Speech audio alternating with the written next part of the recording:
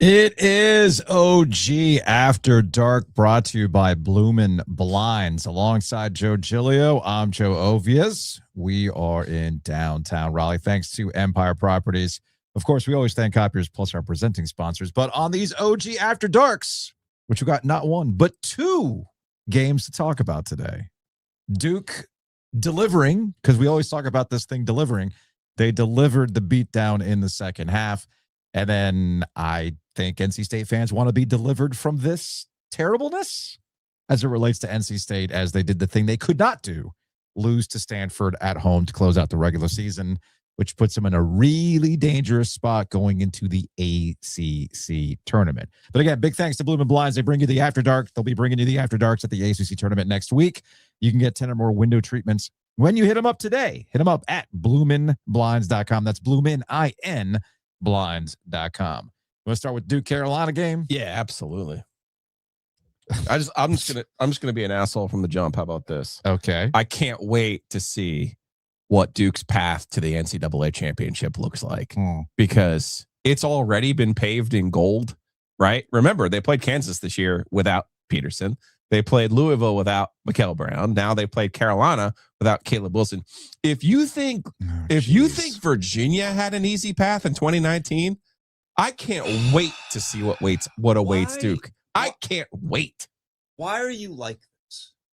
I just told you I was going to start by being an asshole. Why do you have to be an asshole? Because it's written in the stars. You can just the reason why I ask you why are you being an asshole, it's as if Duke, none of these things happen in a vacuum. Oh, there's no Caleb Wilson. Got it. Right. Carolina's been playing without Caleb Wilson for a considerable amount of time. We were all hyped for his return. We were. It sucked that he was not about that. Right. I had to do a quick thing from the Easter Automotive Group parking lot on Friday because that was a big deal. But let's go over what Duke was dealing with there for a little bit, right? That's the actual story here. It was a shaky. It's not Gungba, it's Foster. It was a shaky start for the Blue Devils. You had no Gungba to start. Okay, so you start getting into some depth issues with the bigs, and you saw foul trouble the first go round between these two teams. That was the first thing that came to mind. Then you've got Caleb Foster getting hurt, and you got both those guys in a boot. Remember, Gungba was not wearing a boot in the first half, and he comes out in the second half with a boot, and so does Caleb Foster. So I think Gungba is just maintenance. They had clinched the number one seed. The game ultimately had no meaning for Duke. Yeah, and then early on, they decided they were not going to play him. So I'm less worried about him. Yeah, more worried about Foster. And it'll be interesting to see what John says in the post game, but. We saw this last year. They did not play Cooper Flag in Charlotte in the ACC tournament. I expect if Foster has any kind of ankle injury that will cost him, they will rest him for sure in Charlotte. Yeah. And maybe even the first game of the NCAA tournament. So the other thing that they had to overcome, not only the injuries to two key guys, you also were dealing with foul trouble early on, including Isaiah Evans picking up a third foul pretty quickly in the second half. And that game ends up being 41-40. And then Luka Bogovic misses a three. And then the game was never the same from there. There was a key stretch capped by Dame Sarr at the 13:40 mark where they have an 8-0 run. He's key in this with some buckets and then a stop. And then from there, it extends to an 11-0 run with Maliq Brown hitting a three. And then at that point, I had to start jotting these things down quickly. Again, it was 41-40. It ends up going on Duke ends up going on a 20-2 run by the under 8 during that stretch, and it blows up to that point. And Carolina just absolutely had a meltdown in that second half. They couldn't hit shots. I think at one point they had gone a good probably 10 minutes without an actual field goal. So it was a lot of that is Duke's credit, for just putting the dagger in, but also a complete meltdown by Carolina on that front too. Yeah, we'll start with Duke. I think this game had no meaning to Duke. No. So why would they assert themselves the way that they did in the second half? Because John's a really good coach, and that's the way that they're wired. Mm-hmm. That's why they did it that way. Mm-hmm. This team, since the UCF game, which was their first exhibition game, has been a second half team all year. Yeah. It's been really impressive to watch the way that at halftime they kind of gather themselves. And we've seen some of these clips throughout the season. They gather themselves, they talk, They talk about what they can do, how they can make some adjustments, even though Peyton Manning says adjustments don't exist. They talk about how they could play some things differently defensively, usually. And voila, they're a much better team in the second half. And they're not a bad team in the first half. They find their extra gear in the second half of games and have all year. To do that without Foster is impressive. Now, let us not act like the little boozer and Maliq Brown aren't, hell sufficient. Of a senior night for Maliq Brown, right? They're sufficient replacements for the players that they lost. Of course. Now, of course. That's against this team, specifically Carolina without Caleb Wilson. Okay.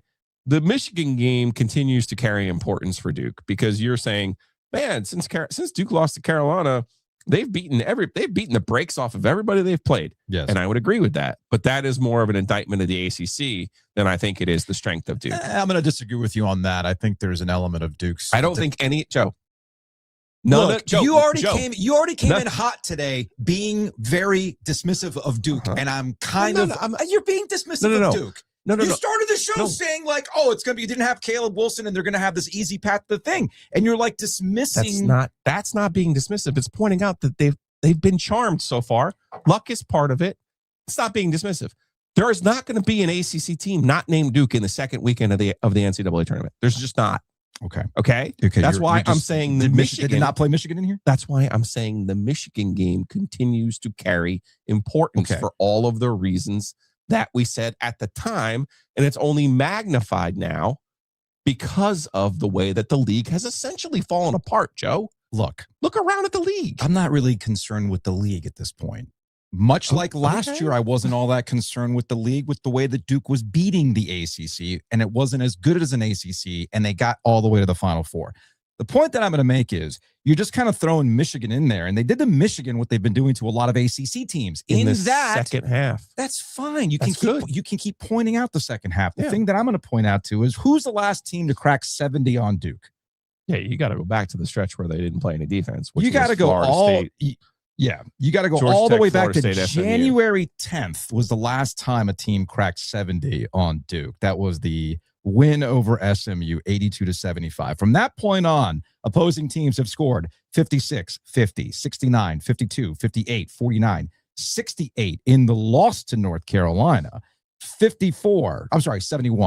71 was where they cracked it. 54, 54, 64, 63, 56, 51, 64, 61. And in that mix, you had the Michigan win with 63 points. They kept Michigan to 63 points. So, like, a lot of credit goes to the way Duke's been playing defense. A lot of credit's been going to how Cam Boozer's been playing, your ACC Player of the Year. And I'm not going to sit here and make it some sort of indictment on the ACC, because as we were texting with Patrick, guess who also is having some meltdowns along the way, including one Dan Hurley, who got ejected today because he wants to do Dan Hurley things. So let's not be so cavalier about Duke as you want to be. I don't understand. I'm not being cavalier about Duke. I'm saying to you, the biggest concern for them tonight is Caleb Foster. Yeah. The biggest accomplishment for them tonight was hopefully Foster didn't get seriously injured. There was nothing for them to gain tonight. So you can't extrapolate from, wow, they did whatever in the second half of this basketball game. They've been an excellent team in the second half, from their very first exhibition game. Yeah. But now I'm looking through the teams who they've beaten in the ACC on the offensive rating side. State is the best offensive team they've played, or is Louisville the best offensive team they've played? Well, it can't be State. I mean, according to Ken Palm, I guess State's 22. So. Yeah. Louisville is 16. And then there's a rash there. Did they play Miami in that stretch? No, they didn't. Did they not play Miami this year? No, they didn't play Miami this year. Okay. Because the ACC is weird like that. So then you got Virginia is a top, it's a top 40. Carolina's a top 40, but that's with Caleb Wilson. What I'm getting at to you here is, if Duke's going to win the national championship, it's going to be by following the formula of being a very good second half team and a very good defensive team, but also is going to require them being healthy. Yes. And that would be my number one concern coming out of this basketball game. An appendix game. The game that always fucking delivers was actually an appendix game for Duke tonight. Mm-hmm. And you know why? Because they announced at the beginning, we don't need this game so much that we're not going to play Patrick Gungba. Yeah. who they also sat out against Clemson, by the way. As I told you in Brendan Marks, Clemson wasn't a threat to them. No. If they thought the game was necessary or they thought the game was a threat, they would have played Gungba. Mm-hmm. I'm almost certain it was a maintenance, resting. Hey, maybe. Hey, the games that are about to matter, we're about to play. That's when we need you. Mm-hmm. It's actually being pretty fucking smart if you think about it. It is. And then to see Foster get hurt again, if I'm Duke, my number one concern about tonight is Caleb Foster. Yeah, easily. That's what I'm worried about tonight. Yeah. Because when you get to the tournament, Joe, you beat so-and-so by 100 points. Cool. That doesn't help you. It doesn't count. Yeah. What matters is what you're doing in that moment and how do you carry those things forward. I think those habits, to your point, their habits defensively are going to help them and serve them well. I wholeheartedly believe that. I think you and I are having two separate conversations. There's the impact of Caleb Foster's injury, which I think we both agree is a big freaking deal. Huge. We've spent a good chunk of time this year talking about Duke as a national title contender, as you like to say, the big three. Rule of three. You need Gotta your have big three. You got to have your three. All right. That three is Cam Boozer, Isaiah Evans, and obviously Caleb Foster. Has Caleb Foster been a consistent force all year? No, not necessarily, but he's been a key contributor. He's been able to get downhill. He's the kind of point guard that I'm sure that some Carolina fans wish they had consistently this year. I mean, he was really good in their Michigan State road win. Like, there's been some game. Arkansas, he was very good against Arkansas as well. So there were some games where, again, when you see them at their max, you're like, okay, I see what they can do. Now, to your point about Gungba and maintenance and some other things, it's one thing that Jon Scheyer has also done a very, very good job of in terms of managing what has to be very perfect conditions for Duke. They're not the deepest team out there, if you really think about it, but they're very versatile. They're interchangeable. But there's only so much of that is going to go so far, depending on how many guys that you're missing, right? So this is an opportunity for others to step up, like a Maliq Brown situation, which obviously he had a huge game today along with Dame Sarr in that second half. That was crucial for them to break out. Getting better. Yes. And better and better. Yes. Now, as far as the NCAA tournament is concerned, there's no magic formula to the NCAA tournament. There is. I wish there was. I know. If there was, you wouldn't be doing this. Yeah. You would have made all the money on your perfect bracket and you would have retired. Long time ago. I don't know. Where would you go for your retirement? You don't strike me as like a Cancun guy. I'll probably just stay here, but like just join Palatial Garner. Just join like the absolute best golf club in North Carolina. But so hang out with Roy at the Governor's Club, or that would make sense. Get like some sort of deal down at Pinehurst where I can play whenever I want. Yeah. So like the reason why I reacted to you coming in so damn hot on this kind of stuff, because the season just came to a close. We haven't even got to the ACC tournament, and you're already being an asshole about Duke, and I don't understand why.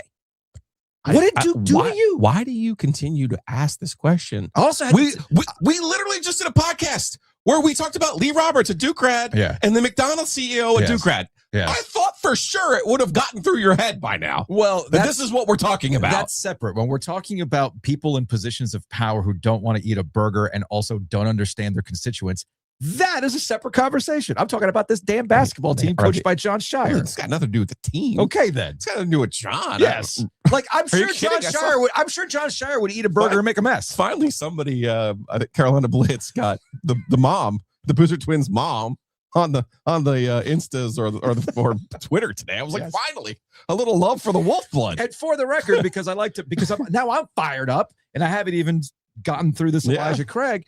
I had to tell you before I even hit go live. You're like, where's that South Carolina exhibition clip? I got to talk about. I'm like, stop being an asshole about South Carolina, because what's happened with NC State real quick, what happened back in October in that exhibition game has nothing to do with what we've seen in the last month. Except one little step. No. If you wanted to bring that stuff up back in early January, some December stuff, cool. But what we're seeing at NC State right now with Will Wade, that's wholly different. Well, before we get to the Wolfpack, let's talk about Carolina. Yeah. Listen, this goes back to my guy, JXD. Oh, yeah. He's like, hey, could really use your fucking axiom to kick in, sir. Yeah, and I've seen for some people out there, they've said, hey, and I get people mentioning me. I don't know if you have them blocked or something like that. They've been hitting me up like, I thought Giglio said if something good could happen to Carolina, it will. Please explain this. Now, if is an important word in the axiom. Yeah. However, this was not good. in this specifics. Well, it's good in one way, which I'll end on, but it was not good in this way. Like I don't know how it's good anyway. I'll tell you how it was good in a second, but it was not good in this way. Like, we are spoiled here. You and I have talked for a long time about 2019 being the end of ACC basketball. Basically, the pandemic comes the next year, but we were so spoiled that year with Zion and Kobe White, right? Yeah. And State was interesting, and there were some other things going on, and it was just like, man, that's old school basketball. You didn't have Stanford and these other teams mucking it up and Randy Woodson fucking up the league and all those other things. It was just like basketball, right? We still had our legendary coaches. This Caleb Wilson season, he has been a cult of personality. Yeah. He's been a tour de force. And when I've seen him play, when I went over to the Smith Center, the entire building revolves around him and is focused on him. And the team is really feeds off of him and his energy. And I can't explain to you how hard that is to do as a freshman. I know you're sitting here, well, Duke does it. Well, Cooper Flagg did it some last year. He had a lot of help. He did. Cam Boozer does more of it this year than I would argue that Flagg did, because I feel like he's even bigger part of Duke's success than Flagg was last year. But it's really rare that we get a player like Caleb Wilson. The fact that he beat Kentucky, beat Kansas, beat Duke in the three games he played against the Blue Bloods, that's awesome. That's awesome. Okay. And that's where we get to the good part here for Carolina, because now, just as to this day, I hear about Kendall Marshall and his wrist as if he died, and we were like saving Ferris Bueller. We were saving the clock tower. Remember when Kendall Marshall broke his wrist? There was a whole hashtag movement for right. it. Yeah. I already forgot what it was. No, but it was forgot. Like Forever 5, or it was something. There were people who were willing to give up their own wrists. Yeah. It was something. Yeah. Like, just as to this day we hear about Kendall Marshall. Sure as shit, sir. In the year 2040, you're going to be hearing about, well, oh yeah, if Caleb Wilson was healthy, oh yeah, we beat Duke the one time, especially if Duke wins the national championship. Well, because remember, Carolina has pulled the greatest mind trick of all time from that 2012 team. Hey, man, we only lost to Kentucky because the game was there and because somebody got in foul trouble. Okay. That's the only reason it was an all-time fucking Kentucky team. The only one that John Calipari ever won the tournament with. But that Carolina team would have beat them. That Carolina team that lost to Kentucky absolutely would have fucking beaten them in the tournament in the run-it-back game. Absolutely. Roy Williams himself believes this. Absolutely. We've talked to Roy Williams about this. It's actually a touchy subject that year. It's a very touchy subject for Roy. Well, he feels like he fails the team because he didn't have a backup player. Exactly. So, okay, just as we talk about Kendall Marshall to this day, even I brought up Kenny Smith from '84. We are going still gets brought up. Phil Ford. There's been other Carolina fans who sent me like, "Hey, you don't remember this? You don't remember that?" And I'm like, "You're right." But it's part of the what if Carolina lore. So now he gets its own special place, and we'll never know the answer. So Carolina gets to argue anyway. Yeah. Right. So now there's a little piece of Carolina that should be rooting for Duke to win the championship. So you could say, well, because who was the last team to beat them, and we played them with our full team only once. And honestly, Caleb Wilson would have been ACC Player of the Year if he didn't get hurt over Cam Boozer. And I mean, so you can go all through all sorts of what if. You can argue to your deathbed now as a Carolina fan about Caleb Wilson. So that's actually a positive. And they did beat Coach K. Well, yeah, that's always going to be there too. It's always the coda. That's always the copium that will be used on a day like today. So there's the Caleb Wilson portion of the programming.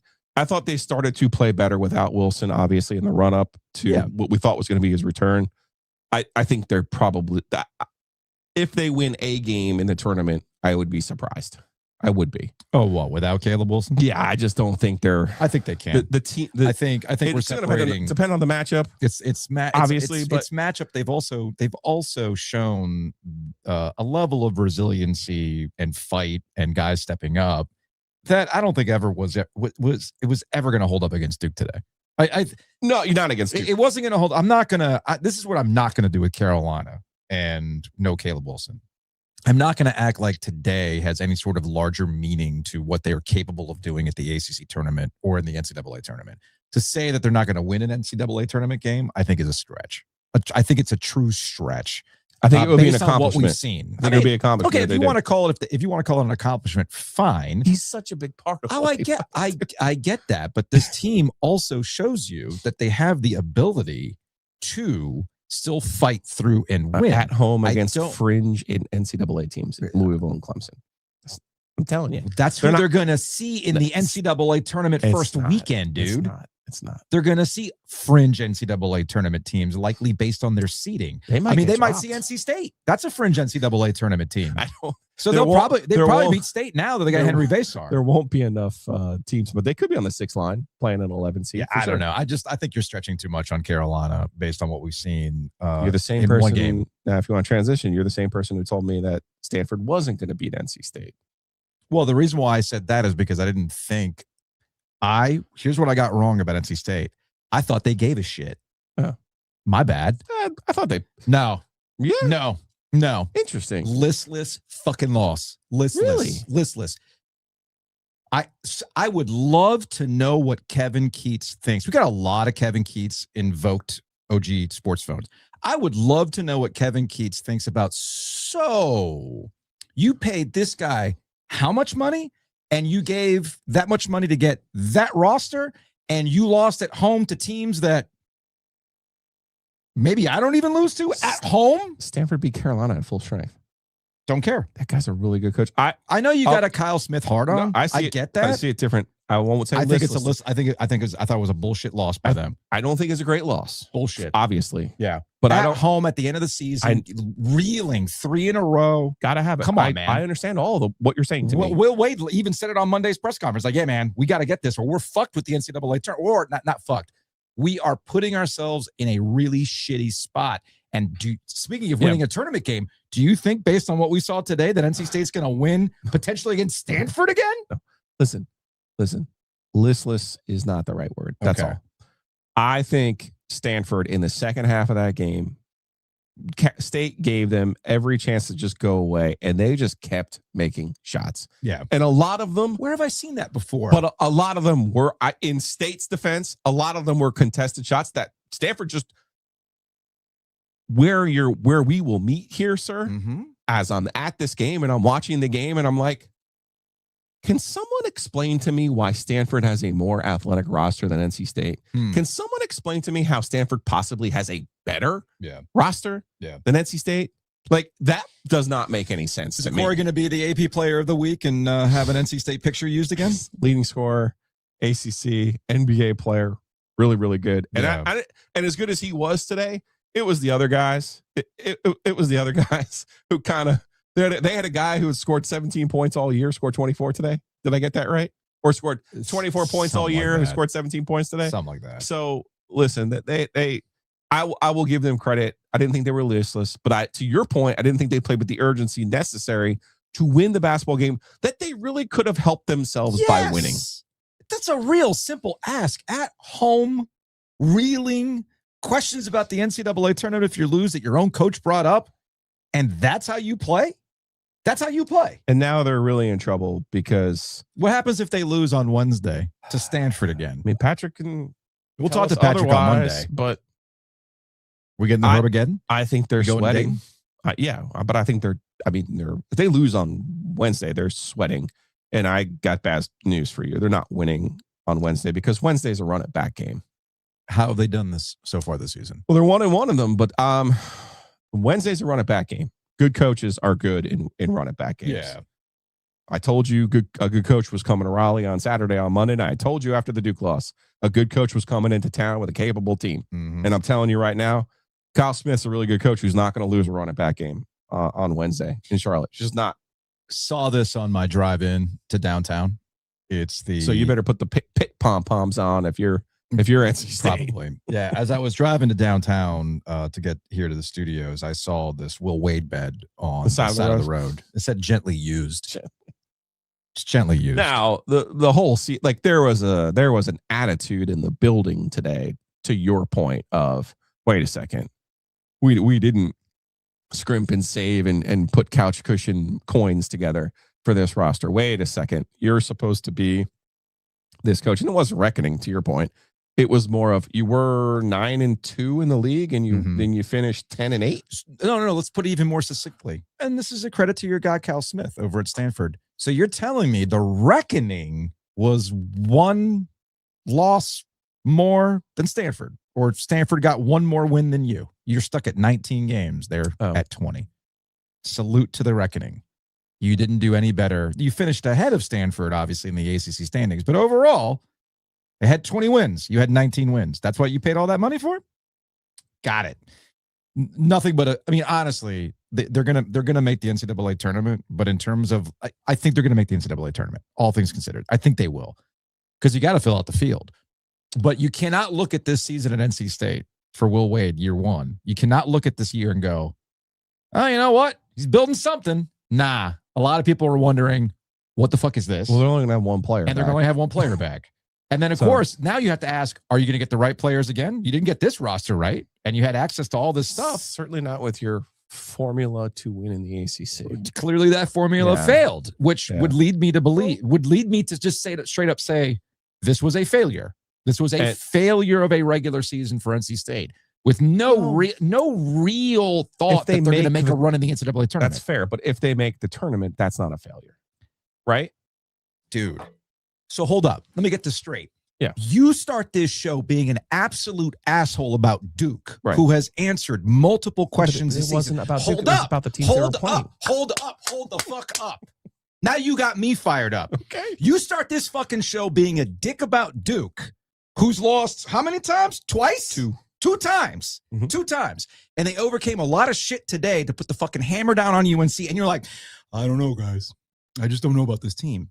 I didn't say that. Meanwhile, NC State shits the bed to end the season. Right, but you're talking about the whole season. They shit the fucking bed. There was no fucking on the bed. They shat on it, ruined it. It is now on the side of the road. Nobody wants to fucking touch it. All right? And you're sitting here telling me, I don't know. It was a fucking failure, dude. Straight up, hard stop. Any other thought on this is just being, now you actually know what you're doing. You're actually being like, well, wait in this situation. Well, you're just not seeing it like how I'm seeing it. No, I'm seeing a failure of a regular season. From 9-2 to here has been a failure. From 9-2 to here has been a failure. He totally had a basic ass NC State head coach season. Let me put it in a different context. But if they make the tournament, it's not a failure. Missing the tournament. If they miss the tournament, that's a failure. Joe. They could still miss the tournament. Joe. Even if they make the NCAA tournament, do you think they're going to go out to fucking San Diego and win a game? No, I do not. Okay. No. Who's more likely to win a game in the NCAA tournament, Carolina or State? Carolina without their best player. Okay. Absolutely. That's a fucking problem, number one. Yes. Number two, this was not supposed to be a regular ass NC State team that barely gets into the NCAA tournament. So yes, they made the tournament. Fucking hand wank. You know who also just kind of gets into the tournament every so often? Kevin Keats. You know who also kind of just gets into the tournament? Hey, man, there's a plane waiting for you. Mark fucking Gottfried. Okay? So hey, man, Mark went to the Sweet 16 twice in his first 4 years. Cool. But that's not what this was. You didn't hire Will Wade. You know what you hired Will Wade to do? You hired Will Wade to have Virginia's season. Yes, I agree. So that's a failure. Getting caught up on the definition of failure, but we can disagree on that. Well, this is what happened. This is the difference between me, the radio guy, and you, the wordsmith. Yeah. We have to find the right dictionary word here. I'm sorry, but this year is an absolute disappointment. You want to use disappointment? Oh my God, yeah. But no matter what happens the rest of the way, this season has been a disappointment. But then from 9-2, it's been a failure. Since 9-2, it's been a failure. But you do have to give him credit for getting to 9-2, because remember, the way that the season started with Maui and Auburn was bad. So he did dig out of one hole to get to 9-2. But since 9-2, it's been a failure. You make no sense to me sometimes. Let's go to the OG Sports Zone. 919-444-2211. Call the OG Sports Zone and curse or don't. All right, let's go to a 919. Two things on my mind. First of all, I've never felt worse about beating Carolina's ass than I do right now. have it all in the field for Caleb Foster, who's just been having an incredible season. For him not to be able to play at Cameron against Carolina more than, 13 minutes, whatever he got, and for his status to be in jeopardy the rest of the season, I just feel absolutely awful. Not to mention Pat Dunba, though. I think we all have a good reason to believe he's going to be back for the ACC tournament, or at least the NCAA tournament, which is fine. My other thought is just that State is a sorry-ass basketball team. I mean, I watched them just get absolutely... I don't even know if they got flattened. They just looked like they couldn't care to get out of the way of a really slow-moving steamroller today. Just sad. At least we beat them. Go Duke. The uncles are not fighting, guys. We're just fired up. Caleb Foster really is. That's where my concern is for Duke, honestly. Oh, yeah. Without a doubt. Because I still think they have to play a specific way to win, and it absolutely includes him. Yes. That's not to say Caden Boozer is not a capable person. Nah. We saw this last year in Charlotte. They literally won the ACC tournament without Cooper Flack. Yeah. Like that. But again, that kind of gets to my point. As we knew last year, the league wasn't very good. I think this year the league is going to obviously get more teams in. They're going to feel better about themselves, but I will be floored if someone besides Duke is still standing by the Sweet 16. Absolutely floored. Let's go to another sports phone call. Hey, guys. It's Ben from Bull City Coordinators. Calling in just to thank the basketball gods for delivering this Duke victory. I needed it. Shortly before game time, the salmon that I had for dinner took its revenge upon me, and for about 40 solid minutes there, I think I looked about like Giglio did on Super Bowl Monday. It was rough. Fortunately, things settled down. All was going well until our new puppy, somewhere, somehow outside, found a discarded piece of gum, brought it into the house, and I'll tell you, there's nothing that a puppy likes more than gum, than you trying to pull gum or anything away from its mouth, and especially when you are trying to get a pair of scissors to cut the gum off of the fur around the jaw. No way that could go wrong or potentially injure you or the puppy. Fortunately, neither happened, but, that was a lot of fun. So, nice win for the Blue Devils. Took my mind off an otherwise very turning out to be painful dinner and a frustrating evening with the puppy. So, keep up the good work, guys. Go Duke. And sorry about NC State. Somehow it's Dave Doran's fault. Just throw out that stray there. Stay on brand. Keep up the good work, guys. Ben, it really is our Larry David character. Like, because he called in when they beat Clemson too, and he was like, I'm on the road, or he was texting me, I'm on the road. I don't have a phone. I can't figure out. Can you at least text me the score? And I'm like, what? How are you missing like the greatest comeback in Duke football history? Like, what are you talking about? And now we've got bad salmon ruining. Like that's a Curb Your Enthusiasm Seinfeld D plot, right? Yeah. Like Ben getting sick on the salmon, Ben being stuck in DC somewhere like a protest march during their epic comeback against Clemson. So God bless Ben. We've had what, $4 put into the Dave Dorn strays here already?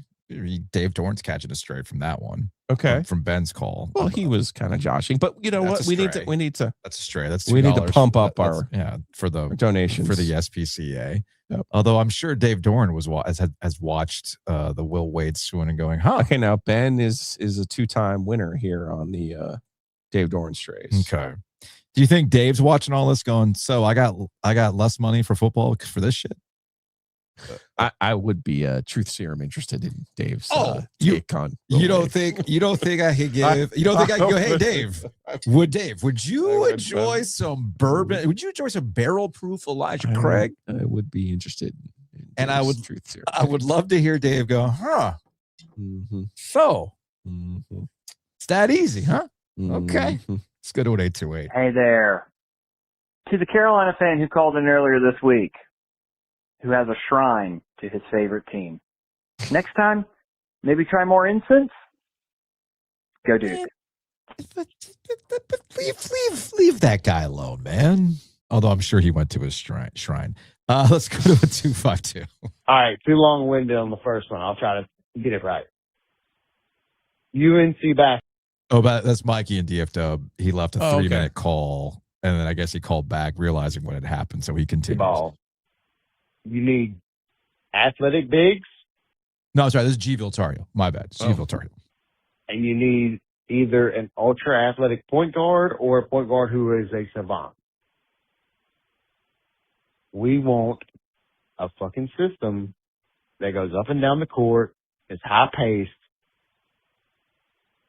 and fucking scores a lot of points.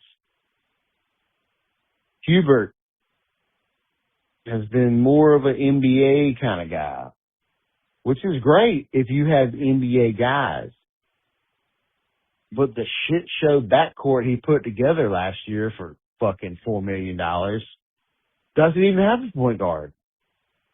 You either got to have an ultra athletic, quick jitterbug like Ty Lawson, who was probably the best one I've ever seen in my lifetime, or a savant like Kendall Marshall. If you don't have that, you need your shooting guard to be a fucking just dagger. Ellington, Davis.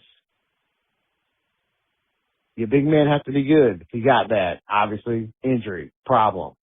But the problem is UNC is a high-paced, high-scoring team. That's what we want. That's what we crave. And Hubert Davis doesn't give us that.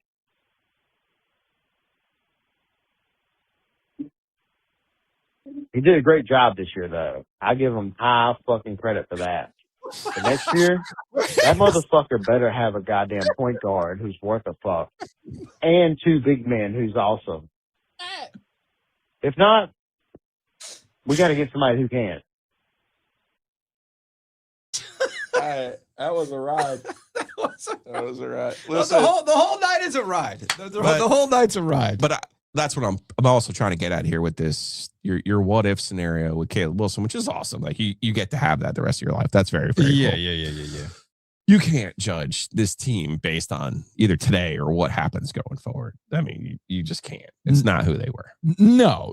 I'm with you on that. And I think what G-Ville said there at the end, Hubert did a hell of a job. He really did. He did. So but it could have just been that. And you could put a bunch of fires out, but there comes a point where your team goes, fuck. There comes a point when you do it against that team. Sure. I just don't think there's a lot of in that building, that team out there. That's all my thing is. Let's go to a 919. This is Joseph in Wake Forest. And pause. Okay. Are we going to get an apology for Joseph for randomly telling us to fuck off? I mean, I've been busy dropping F-bombs today. So what could Joseph? There's nothing Joseph can say to hurt you or me. We've done enough to hurt each other today. Okay. I haven't hurt you. I don't know what you're talking about. A lot of people in the chat are like, my 2 uncles are fighting. Yeah. I think Ken even added. It's okay to have a disagreement. It's like, why are mom and dad being spicy? It's not how I think spicy. That's a different kind of spicy. That's a different kind of spicy, Ken. Well, no, it's the same thing. I think it's important that when you see your 2 dads fighting, it's important to understand why your 2 dads are fighting. So we explain it. I can tell you where Joseph hurt us.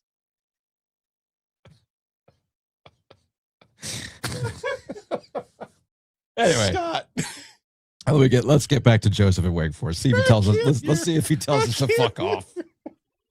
There's one person I'll congratulate for Duke winning. Otherwise, they can all roast. But I'll say you lose your best player and you're playing against a good team at home on their senior day. It's a recipe for what happened. And I'm Carolina through and through, but they're going to have a tough time in the big tournament this year if they can't score the ball and get better. I'm just going to say it. The weak point of their team is the guard play, and they need to do better. All right, thank you, and I don't know what happened to NC State, but they can burn too. Take care. It's fair. Hayes has a press row dress code question. Not sure we'll get there tonight. What did I miss? I don't know. I wasn't there. I saw Cuffs the Legend sitting center court on press row, which I thought was kind of funny. Okay. So, but yeah, I wasn't there. Fire when you're ready, Hayes. Yeah. So Hayes, if you got that question, unless you're outside. Well, no, we'll know because we'll hear the bang, bang, bang, bang, bang. All right. Let's go to a 910. All right. First things first. Carolina covered. That's the important thing. After that, I don't know. I think if Wilson had played, would we really have had a chance at winning that game? I don't know. As a realist, probably not. Probably not. As an asshole, it doesn't count. Game doesn't count. Get out of here. We don't count games Caleb Wilson doesn't play in, obviously. Same thing that happened with State. Duh. A+. No notes. Hayes, was that an invite you're not going to get here in time? You won't get here in time. It's fine. Let's go to a 704. Oh, so I want to say that these came in on Friday when we found out about Caleb Wilson. Oh, okay. So these calls happened before the game in relation to Caleb Wilson. This is from a 704. I can't keep doing this. Like, for one thing, this just means that we get another 4 or 5 years of Hubert at the least because he gets a pass. But the silver lining that I want to happen from all of this is that this is Hubert's fault. A fucking weight falls in the weight room and Seth is out for like 10 games. Then you have Caleb, the mismanagement of the injuries, and why? Like, I don't even know like what happened. I just found out, but how the fuck you injure both hands and just out for the season? Like, I just want to blame Hubert, and I want the positive outcome from all of this is that he gets fired. Sincerely, one of many Hubert haters. So I saw the initial reaction to the news because like I had put out on Friday because we were done. We did the mailbag. Yeah. And between the NHL trade deadline and then the Caleb Wilson news, it was like, oh, well, you know what the cool thing about what we do now is we could just talk into a camera and call it a day. So I did it from the Heaster. Shout out to Heaster. Shout out to Huey, who helped me out today. Yeah, he's awesome. He's a great dude. Did you get Josh too or no? No. Young Josh, his protege? Noah was the gentleman that we worked with today. And of course, Bennett, who I think wanted to distract himself from the State game today. So he was more than happy to text throughout the process today. But anyway, on Friday, I went to go test drive a car. And I actually did the video from that car. But regardless, did you test drive an Equinox? I did not. Did you test drive any Chevys? No, settled on the CRV. Look, here's the thing, man. I know Bloomin Blinds brings you the After Dark, but shout out to Heaster. There are, our hotline sponsors. Shout out to the Heaster Automotive Group. They've been with us from the jump. So obviously we're going to give them a shout out. Yeah. Pretty much if you're looking for a car, they'll find it. Yeah, that is the lesson. They will find it for you. Yeah. When I asked to find the, for lack of a better term, my son's first shitbox vehicle, they found it for a good price. And it's been a workhorse champ since we got it. And this one, it was time for, lease was ending, looking to buy a car this time. And they found the exact car we were looking for. So it was fantastic. Good stuff. Well, yeah, wait a second. What's that? Did you get a car? Yeah. Look who's texting me. What? Who's texting you? We'll talk. We'll talk off the air. Why? What? I got a car today. Unreal. What? Anyway, so it was in the Easter thing. So I was like, well, shit, man. Well, I'm killing some time here. Let me just go ahead and talk about this. So the first thing that we hit on, the first thing that I think most people talked about was, and what we talked about earlier, and that this goes into the great what if category. Yes. With Carolina. Yes. So we've covered that. I think you and I are both in agreement in that the Caleb Wilson injury is a what if. But expanding that out, the whole entire year for Carolina has been one big man. You've had to persevere through some key injuries. The Seth Trimble injury, obviously Henry Vasar, and then, of course, Caleb Wilson. But this weird attitude is blaming Hubert for the Caleb Wilson injury I thought was bizarre. Like, I get it. People don't like Hubert. They're looking for excuses to get rid of Hubert. The Hubert haters still exist. I understand all that stuff. But this is a freak accident. Like, what's he doing dunking in a practice? I don't know. It's Caleb Wilson. He dunks the ball. With his right hand, by the way. That was what also kind of got me, is that if he had come back and re-injured the left hand, I would have been like, man, see, this kid needs to protect his NBA future, which is what I said originally. Mm-hmm. But it was the other hand. Mm-hmm. Like, what are you supposed to do? So I don't know how people are making that like a Hubert Davis thing. It made no sense to me. So please, y'all, like, try. And like, I think the initial report from Shams made it seem like he re-injured himself on a dunk. No, it was the other hand. It was the other arm. Yeah. It's just a freakish thing, man. By the way, it's a cursed season. Speaking of things that you do, since this really was a last year thing, but you know how hard it is to break news, especially when NBA, like, do you know how mad Greg Barnes and Andrew Jones and those other guys are about this? Do you have like an inkling of how mad they really are about this? I got to imagine this is similar to when like Jeff Goodman would swoop in and break some sort of like it's worse. News. It's worse than that, because it's an NBA, which means it's from an agent who's helping him. Yeah. And it's like, you could sit here and have Clint Gwaltney, Hubert Davis, Eric Hoods. You could have the whole you could have Art Chase's wife on speed dial. Yeah. And you still can't break that news the way an NBA guy who's got agents being like, oh shit. Yeah. Caleb Wilson just broke his hand in practice today. Shit.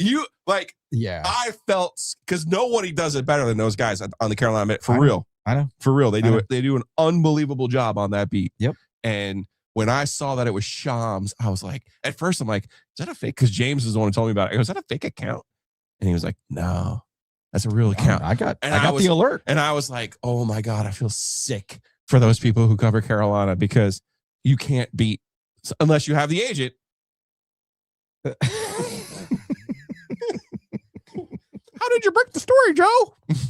I might know the agent. You guys have a leak over there. No, it's the agent. Not a single fucking person at your school talks to me. However, there are people who do. Just so you fucking know. Let's go to a 469. Joe, Mikey and DFW. I apologize for the things I said and did and agreed to in the Superdome at about 11 p.m. Eastern Time on April 2nd, 2022. Just make it stop. Make it stop, for God's sake.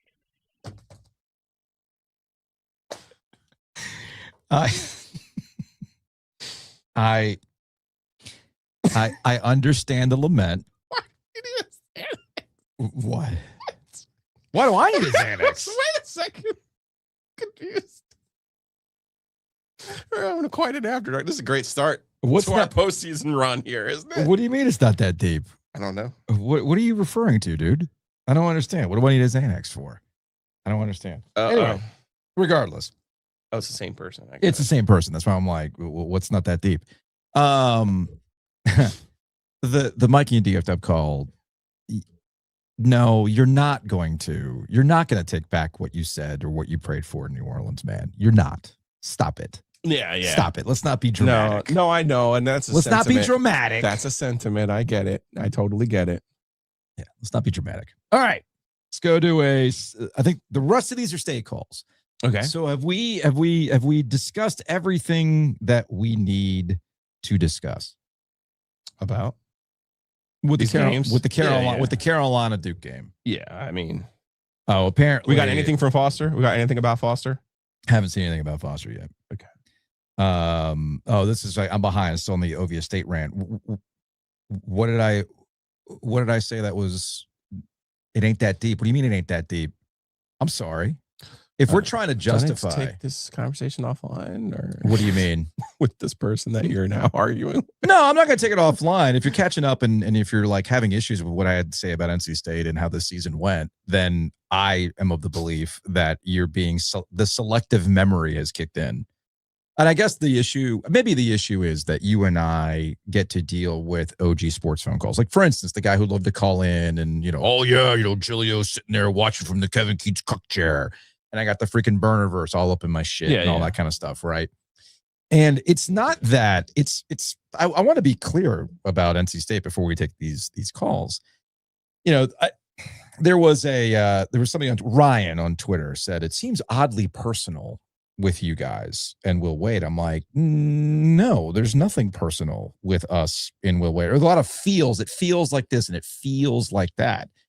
And I think what's happening here is that folks don't understand how to process their own feelings for what they thought this season was going to be and how it ended up turning out. And anybody who spent time with this podcast getting worked up about some of the wins and the reckoning and everything else, to then kind of dismiss this season as, well, it was just year one. He just got here. There's this and there's that. It's like, no. We are not about to try and retcon what this season was about. Choices were made in how to approach this season. And it unfortunately blew up in their face. And now nobody has the confidence in NC State to go on some sun run at the ACC tournament next week. That's not happening. And given where they put themselves in the NCAA tournament, nobody's all that confident that they're going to get out of the first weekend of the NCAA tournament, let alone win a game. Probably won't even get to the bracket proper, because I do believe they'll start in date. So, all right. With that being said, let's get some state calls here before we wrap things up. This is from a 613. Hello, Joe and Joe. Pac fan in Canada calling after that loss. In Canada. Love it. And it's not even Canes After Dark season. I know. I love that. They were actually in Canada. They've been in Canada. All right, let's continue. I'm not going to curse. I'm sure you got plenty of calls like that you can play. I'm not even mad. I'm disappointed.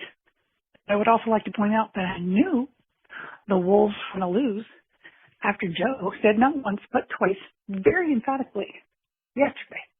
They're not going to lose to Stanford. I hope your steak at the Peddler was worth it.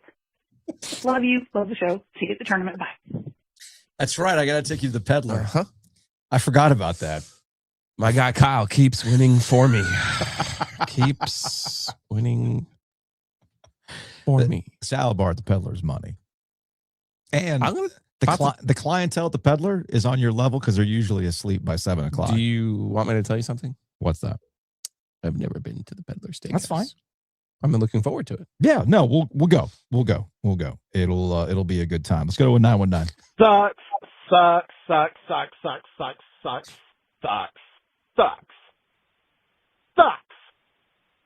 This team sucks.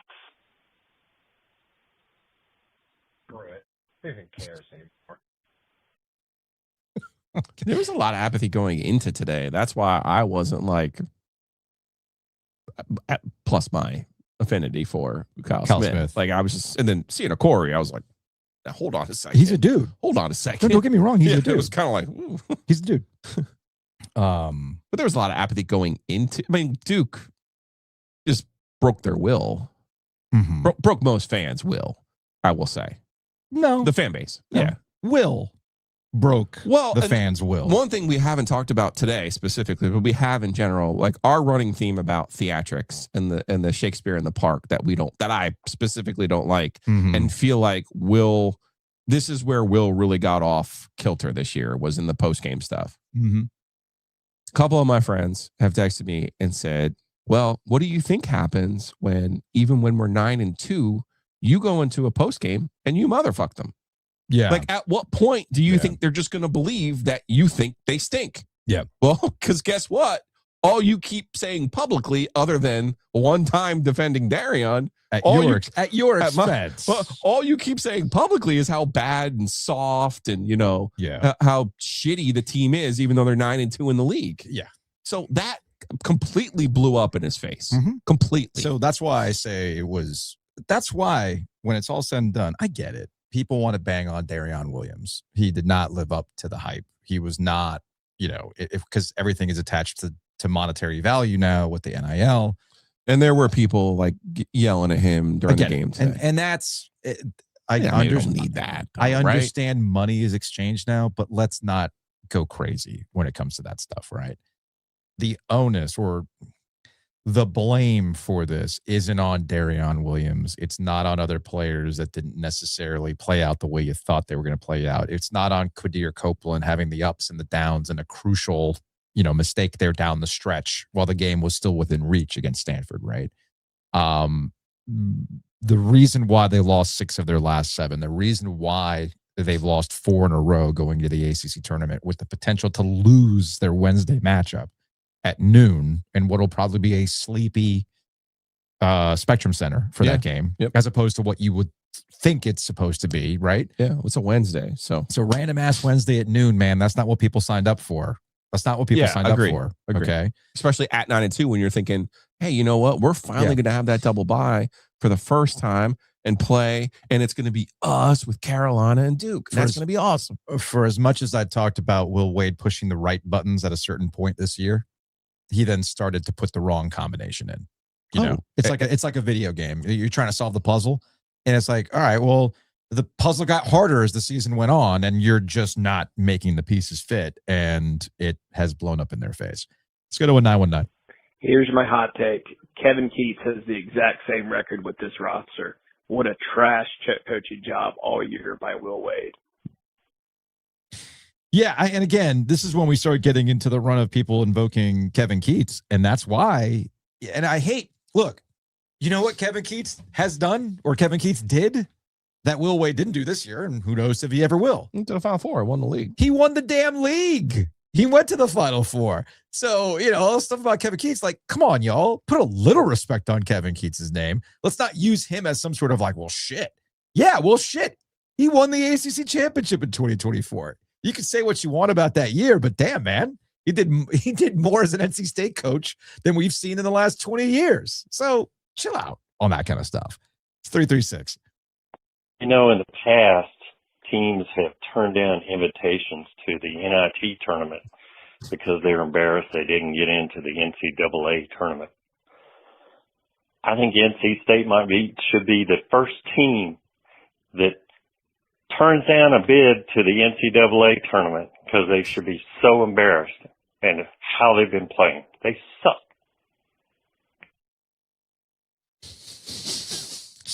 Man, people are down bad. 910. Jack from Raleigh here. I'm at the point in year one where Kevin Keats might have been better because at least I knew we sucked. Right now, I just get my hopes up for every game to watch them get shit on over and over and over again. Do we watch any film to understand who a team's best guy is? Hey, maybe just guard number 1 and then bad things don't happen to you.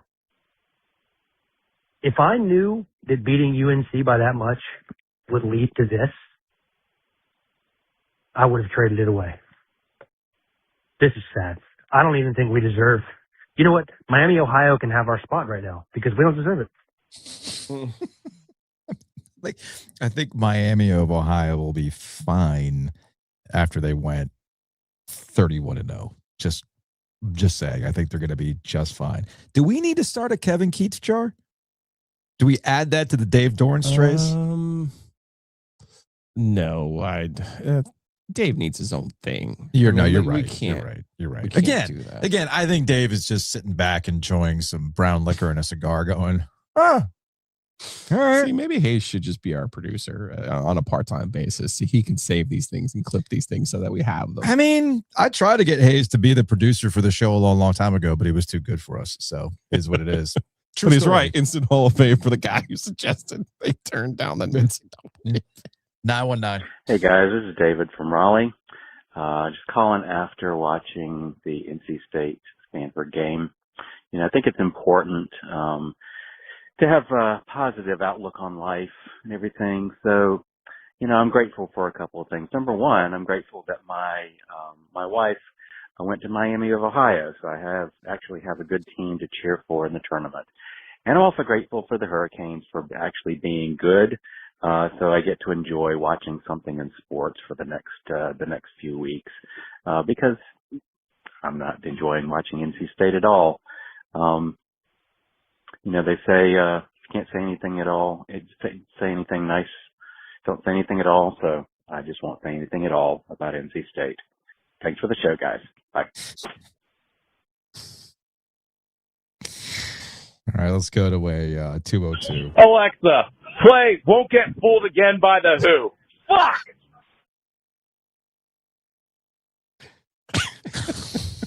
It's not bad. That's not bad. Meet the new boss. Same as the old boss. Not bad. Here's the 919. So here's my thing. I think for as much as Wade hit on Lubin, and I think you have to give him a lot of credit because he nailed Lubin being underrated at UNC, being valuable. He missed even more so on Williams. I hate to put it all on one guy, but I think if you take the money that NC State spent on Williams this year and put it to a 4 that can actually rebound and play more complementary to Lubin, so you're not relying on Saunier and the other bigs who were just not there this year. This is a much better team. Like, straight up, Williams, whether he was hurt or whatever, he was their 6th or 7th best player in the league this year. And, yeah, he was their most expensive. So that's just a massive failure on the GM's part and Wade's part, and it kind of really showed towards the end here. Anyway, that's it. How much you want to bet we'll find out some sort of lingering issue for Darion Williams? No. Listen, it happens sometimes. There are players who are good third bananas. Mm-hmm.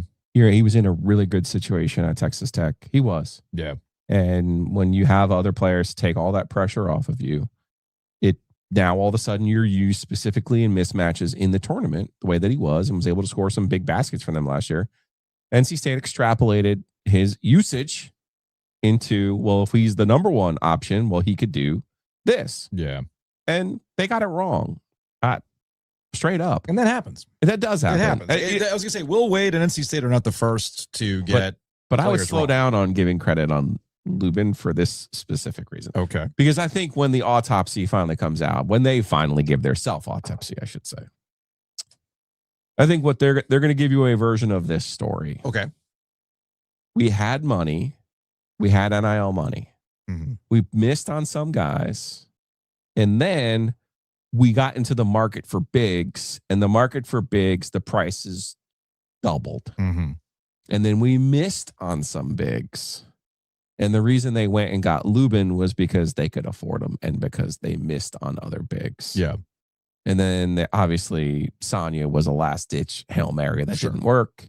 Scotty Adubi was, the thing about Scotty Adubi that kind of bothers me. Are you telling me that Virginia had more money for bigs than State did? No, they had a better relationship with DeRitter. That's true. They had a Euro, and I think that's why. That's true. And that's because he was at Utah State, and there was something there. But they got 3 bigs. Virginia got 3 bigs. Okay. So I'm not excusing. I'm just telling you. You saw how those 2 games played out. I'm telling you what the self-autopsy is going to be. I know what you mean. We missed early. The price of the brick went up. Yep. Then we missed on the bigs, and then we scrambled. And then really, remember, it was Haggerty or Williams who they were going to give the big money to. Mm-hmm. And Williams ended up being the player that they wanted to give the big money to. That doesn't excuse that Arsenault, Holloman weren't the players that they needed them to be this year. Abel and McNeil, other than 2 games, they couldn't quite figure out how to play them at the same time. Yeah. Which, if you're going to be a jump shooting team, you should figure out how to play your 2 best shooters at the same time. Even Copeland, I don't really think they brought him in to do what he ended up being. Absolutely which not. Potentially could be an all ACC guard. Yeah. So they got lucky on that front. And obviously the team was built in a different way.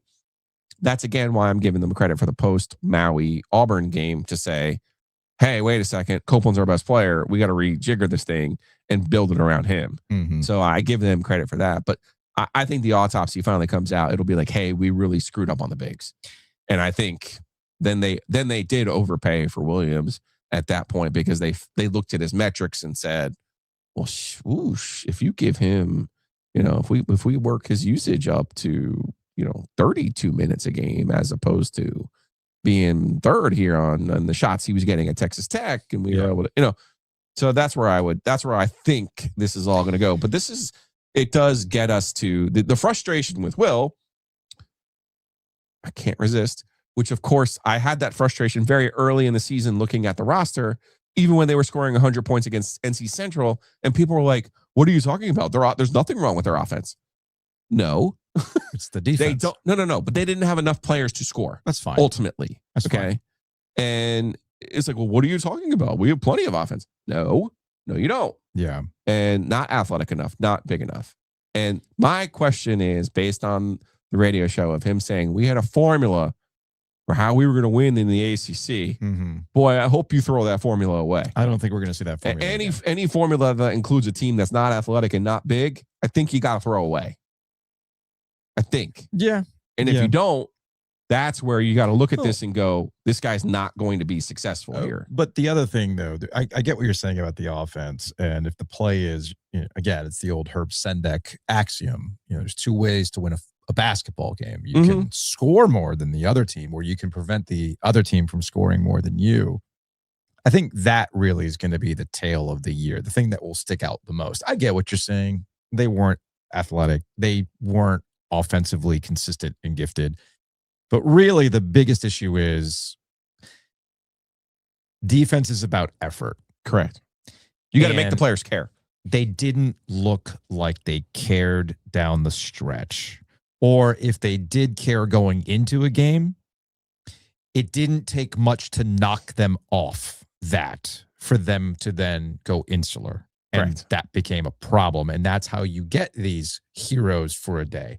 Again, is Okori a really good player? Yes, NC State's not the first team he lit up this season. I want to say 4 ACC teams this year he scored more than 30 points against. I think 6 overall he scored more than 30 points in the season. NC State was just one of those victims, right? Jalen Thompson was your hero for the day today. Literally. Oh, well, okay. He's the one who scored. He scored 15 points today. He had 13 and 3, 16, 18, 20, 22. He had 24 points on the entire season. Yeah. Coming into today. Yeah, and he scored 15 today. Well, that's a consistent issue for them all season long, is that you get these guys. So there's been a consistency in what we've been getting to the OG Sports Phone, right? So for instance, 919 text, Will Wade is Kevin Keats with a much more respectable NIL budget. Okay. Again, we're going to have to start a Kevin Keats jar, man. It's ridiculous. And then there is the other thing that people have started to populate on the OG Sports Phone. From a 919. I was a late adopter. I liked the bluster from Will Wade, but was wary of the follow-through. Maui was a warning. I wasn't sold. Clemson was hope. The emphatic Carolina win, even with all the asterisks, finally got me. I went to the furniture store, and now I must write the saddest story of all time. For sale, 1 Will Wade bed, never used. And then that continues with others who have been wondering, hey, man, ever since that whole LSU rumor stuff, they haven't exactly been firing on all cylinders, right? In fact, we had one text to the OG Sports Phone pointing out that, this is from a 336, the Pack have not won a game since your Will Wade LSU Rumors podcast. Does he have one foot out the door? Giglio should ask him about that in Charlotte. Yeah, it's probably not the right place to ask it, but I see what you're saying on that in that regard. For the record, for NC State specifically, as if you're gonna invoke like some have about the Will Wade LSU rumor stuff, the first instance of this going mainstream was back on February 13th. Okay, that's when Matt Moscona, who does radio in Baton Rouge, talked about it on his radio show, and then he followed up with a Locked On LSU podcast about it. We did not address it until February 19th. So, yes, they haven't won a game since we did that show because they lost on, that was after the North Carolina game. We let that settle, and then we brought up the Matt Moscona stuff. But the swoon started with that Louisville game back on February 9th. Yes. Okay. Yeah. Back by February 9th. But who's Louisville? One of the better teams in the league. You play them on the road. Right. You take a dump in your pants.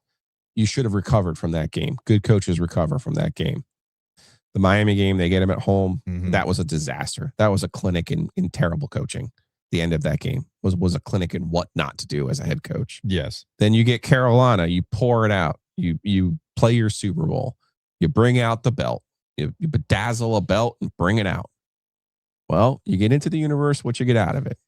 Okay? Yeah. Get out of the universe what you put into it. You want to bring out the bedazzled belt? Well, here you are. Virginia, Notre Dame, Duke, Stanford, all to varying degrees. And, listen, I don't think LSU's a distraction. I think it's more of an internal distraction. I agree. I think Will is mad at himself for the team that he put together.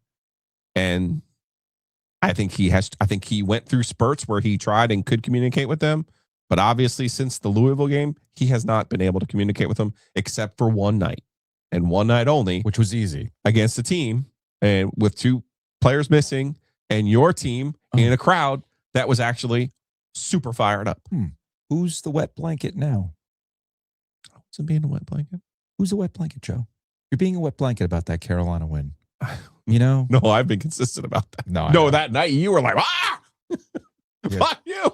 Yeah, that night I was very much like, cool. Well, and I proved. It has been said. Well, I'll just give you the one thing that was said in the lock. Well, has been said subsequently. Okay. And that was, yes, we beat the JV team. We know that. Yes. But we kicked their ass and they didn't show up. And we've seen Carolina come into this building, missing players. I said that. Cole Anthony included, and beat better state teams. I said that. So they were privately, I don't think they were doing a victory dance, but I think they were like, hey, Carolina, like, you won the other 5 games.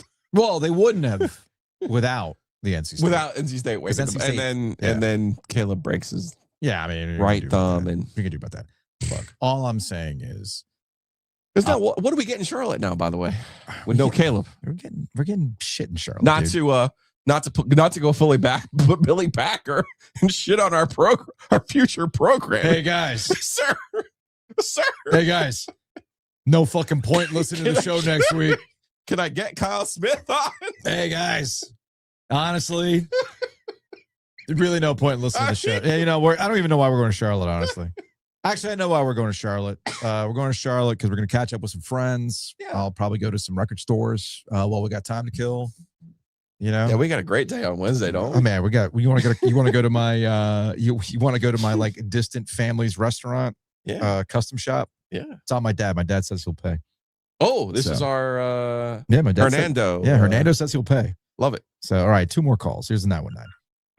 Hey Joe, this is Will from Smithfield.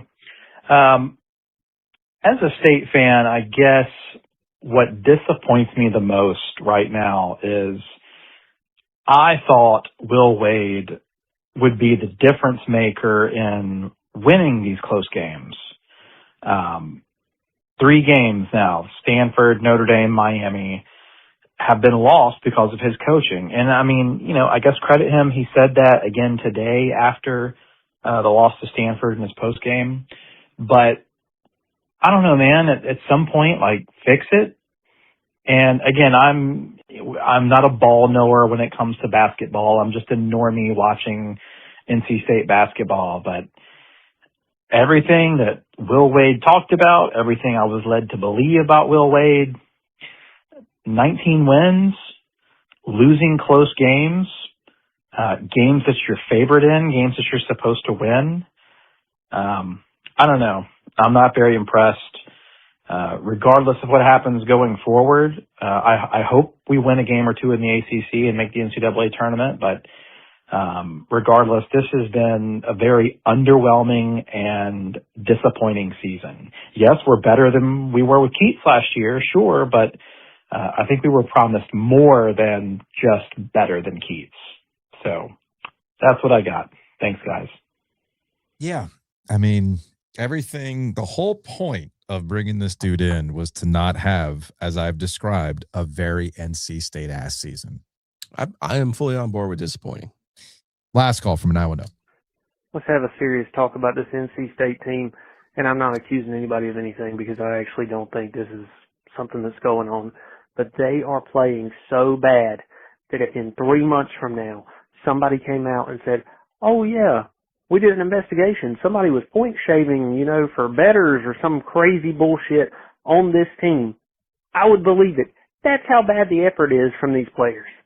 It's crazy. It's absolutely nuts. They could literally be accused of match fixing. Love the show. It doesn't disappoint. Hey, it always delivers. The After Dark. No, the After Dark delivers. I mean, you came out of the gate hot today and pissed me off. And then, the NC State stuff, obviously, getting me all worked up as well. And Hayes not really understanding what a hint is. Doesn't understand a hint, does he? Hayes didn't get this far. No, I'll give Hayes credit. Hayes didn't get this far in life by taking hints. Just saying. Anyway, that's going to wrap it up for the OG After Dark. Big thanks to our friends at Bloomin Blinds. Check them out online. BloominBlinds.com. That's INBlinds.com. 10 or more window treatments, and you are going to get 10% off. We'll be back for a usual show on Monday. Patrick Stevens will join us. We'll go over some of this bracketology with NC State and the NCAA tournament and everything else. Yeah, because I think everybody but Ohio State on the bubble lost, essentially. Jeez, man. And that's the thing, going back to what you were saying earlier about the ACC and how some things have the wheels have fallen off with some of these teams. I'm like, yeah, look around, man. There's a lot of this going on. Outside of Ohio, Miami, Ohio. Undefeated, baby. Do the thing. And we'll also talk about the Carolina Hurricanes adding a tough guy. And it being sold to me like this is really what they needed the whole time. The team's really going to feed off a tough guy. Another classic, Rod Brindamore. I can fix him. You didn't like the way I started this program. Oh boy! Are you fired up about the Canes thing? You don't want to hear my Canes takes. You know what? Let's save it for Monday. I'm curious to hear your Canes post trade deadline thing, because like I said on the socials, Eric Tulsi's not bullshitting you. I believe that. If the deals weren't there, the deals weren't there, and look no further than the Vincent Trocheck. The fact that Vincent Trocheck is still with the Rangers right now, that they punted what they're going to do with him into the summer, tells me everything that I need to know about how this deadline went. But I guess you're part of the disaster bros now. If it's not going to be the Canes and the disaster bros, you might as well be with the Avalanche, right? Because they got your boy. Anyway, that's going to wrap it up. Oh, the Canes are already up 1-0 playing Calgary. Oh, shit. I mean, we're 2 minutes in the game. They're already up 1-0. Just like to keep racking up those regular season wins. They'll really help you when it comes to the playoffs. Oh, man. Are we going to weave Duke and the Hurricanes together? Yeah, they're definitely going to help you. Can't wait. All right. We'll see y'all on Monday.